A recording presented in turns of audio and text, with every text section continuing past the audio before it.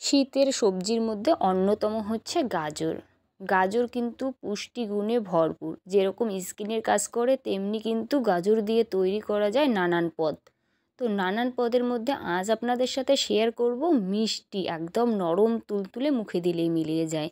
বাচ্চা থেকে বয়স্ক সবাই খেতে পারবে। দেখুন একদম নরম তুলতুলে, একদম মুখে দিলেই কিন্তু এটা মিলিয়ে যাবে। আর বানানো এতটাই সহজ বন্ধুরা, আপনারা শুধু পুরো ভিডিওটা দেখতে থাকুন, তাহলেই বুঝতে পারবেন কত সহজে তৈরি করা যায়। নমস্কার বন্ধুরা, সবাই কেমন আছো? আশা করি সবাই ভালো আছো। নতুন বছরের অনেক অনেক শুভেচ্ছা ও ভালোবাসা।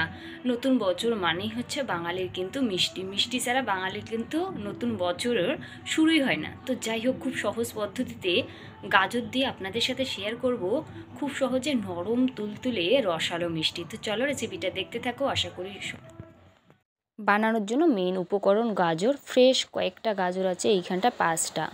তো উপরের যে একটু খোসা আছে সেটা এইভাবে ছাড়িয়ে নেব। আর ছোট ছোট কিন্তু শেকড়ও আছে। তো যাই হোক, এইভাবে খুব ভালো করে কিন্তু ছাড়িয়ে নেব সব গাজর।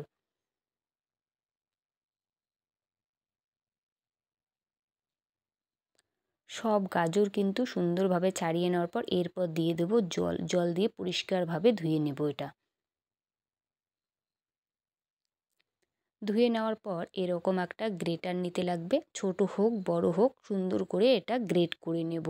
আমি কিন্তু বড় গ্রেটার দিয়ে এইভাবে গ্রেট করে নিচ্ছি। আপনারা চাইলে ছোট ছোট কুচি করে নিতে পারেন, তাতেও হবে। তো সবগুলো গাজরে কিন্তু সুন্দরভাবে এইভাবে বড় গ্রেটার দিয়ে একদম লম্বা লম্বা করে একটু গ্রেট করে নিলাম। তাহলে না এটা কিন্তু খুব ভালো হবে। এরপর দিয়ে দেব মিক্সচার জারে।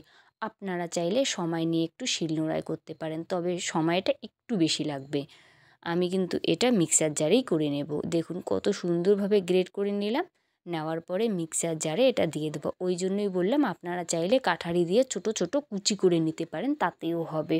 এটা খুব ভালো করে একটা পেস্ট তৈরি করব। খুব ভালো করে কিন্তু এটা পেস্ট তৈরি করে নিলাম। দেখুন একদম একটা মসৃণ পেস্ট।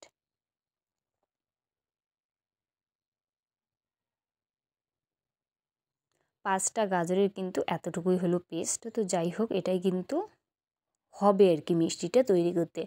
আর এই গাজরের পেস্ট দিয়ে আপনারা কিন্তু ফেস প্যাক তৈরি করতে পারেন। একটু গাজরের পেস্ট দিয়ে মধু দিয়ে মুখে মিশিয়ে এটা কিন্তু লাগাতে পারেন। লাগানোর পর 10 মিনিট রাখার পরে এটা কিন্তু ধুয়ে ফেলতে পারবেন। স্কিন করবে একদম চকচকে মুখটা। তো যাই হোক, এরপর কড়াইতে দিয়ে দিলাম 1 চামচ ঘি। ঘিটা দেওয়ার পর পেস্ট করা যে গাজর ছিল সেটা দিয়ে নিলাম। একদম মিহি পেস্ট লাগবে এটা মিষ্টিটা তৈরি করার জন্য। এবার নাড়িয়ে চাড়িয়ে গাজরের যে এক্সট্রা জলটা একটু শুকিয়ে নেব। খুব ভালো করে নাড়িয়ে চাড়িয়ে গাজরের যে একটা এক্সট্রা জল বা রস ছিল সেটাকে একটু শুকিয়ে নিলাম। এরপর দেখুন এইখানটায় দিয়ে দেবো ঘন করা দুধ। এই ঘন করা দুধ দিয়ে দিলাম। দেওয়ার পরে খুব ভালো করে এটা ফুটিয়ে নেব। আর একটু 1 চিমটে দিয়ে দিলাম নুন। এটা কিন্তু অপশনাল, আপনারা দিতেও পারেন নাও দিতে পারেন, তবে মিষ্টিতে একটুখানি নুন দিলে বেশ খেতে ভালো লাগে। যখন খুব ভালো ফুটবে 1 বাটির একটু কম দিয়ে দিলাম সুজি। আপনারা আপনাদের প্রয়োজন মতো দিয়ে দেবেন। লোক সংখ্যা যদি বেশি হয় তাহলে বাড়িয়ে কমিয়ে সেটা দিতে পারেন। তো যাই হোক, খুব ভালো করে নাড়িয়ে একেবারেই শুকনো শুকনো এটা করতে লাগবে একটা ডোয়ের মতো। তো এই টাইমে কিন্তু নাড়াচাড়া বন্ধ করা যাবে না। অনবরত নাড়িয়ে চাড়িয়ে একেবারেই এটা শুকনো শুকনো করা লাগবে, তবেই কিন্তু পারফেক্টভাবে তৈরি হবে। তো যাই হোক, এটা কিন্তু আমার রেডি। এটা আবার নামিয়ে নেব। নামিয়ে ঠান্ডা করলে আরও একটু কিন্তু এটা শক্ত হবে। দেখুন, তো ফিরে আসি ঠান্ডা করে। বন্ধুরা, ঠান্ডা করার পর হাতের মধ্যে একটু তেল বা ঘি মাখিয়ে নিলে সুন্দর করে এটা মাখানো যাবে। আর একটু সময় নিয়ে মাখলে মিষ্টিটা হবে কিন্তু মসৃণ সুন্দর একেবারে। এরপর আরও কিন্তু হাতের মধ্যে একটু তেল বা ঘি সুন্দর করে মাখিয়ে নিয়ে অল্প একটু অংশ নিয়ে হাতের তালুর সাহায্যে গোল করে তারপরে কোলবালিশের মতো তৈরি করব, একদম চমচমের মতো।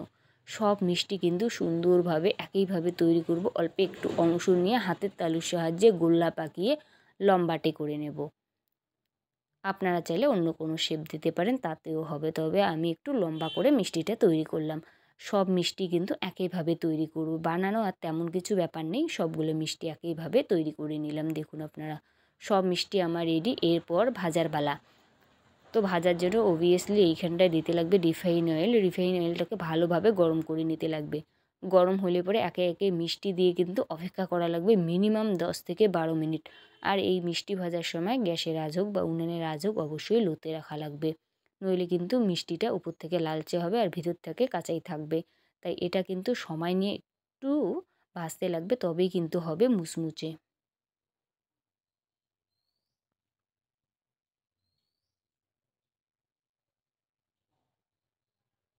সব মিষ্টি কিন্তু একটু উল্টে পাল্টে সুন্দর করে লালচে করে ভাজবো। দেখুন মিষ্টির কালারটা বন্ধুরা কতটা সুন্দর হয়, একদম মিষ্টি কিন্তু দারুণ এটা কালার হয়। যেরকম দোকানের চমচম মিষ্টি ঠিক কিন্তু সেইভাবেই এটা কালার আসে। তো হালকা আছে উল্টে পাল্টে দারুণভাবে এটা মিষ্টিটা তৈরি করে নেব।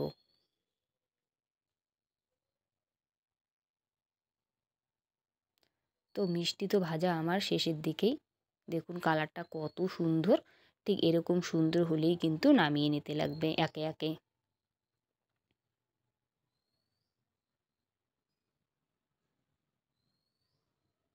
সব মিষ্টি আমার ভাজা কমপ্লিট। এরপর শিরাটা ভিডিওটা তেমন কিছু দেখার নেই, এইখানটায় আছে যতটা চিনি দেবেন ততটাই জল দিয়ে খুব ভালো করে ফুটিয়ে নিতে লাগবে একটা পাতলা শিরা।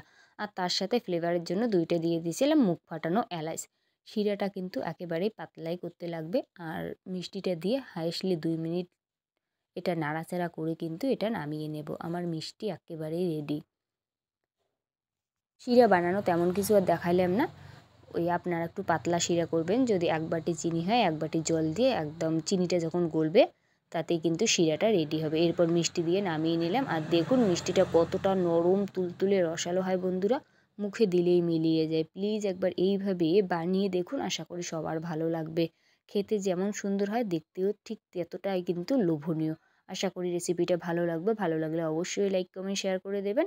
আর যদি এই চ্যানেলের প্রথমবার আমার রান্নার ভিডিও দেখছেন প্লিজ চ্যানেলটা সাবস্ক্রাইব করে রাখবেন পরের ভিডিও দেখার জন্য।